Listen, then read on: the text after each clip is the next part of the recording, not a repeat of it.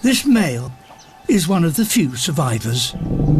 He still bears the scars from his persecuted past.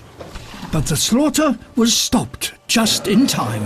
With an end to poaching, this male is part of a growing herd that now lives in safety.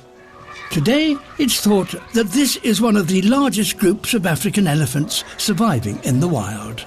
As they recovered their numbers, their grazing encouraged a healthy growth of new grasses, and they created space for other animals, bringing life back to Zakuma.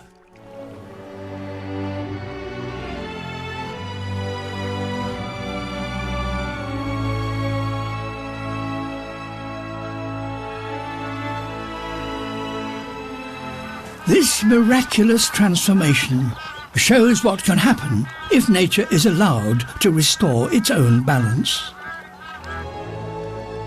They show that we urgently need to do everything we can to help nature heal itself.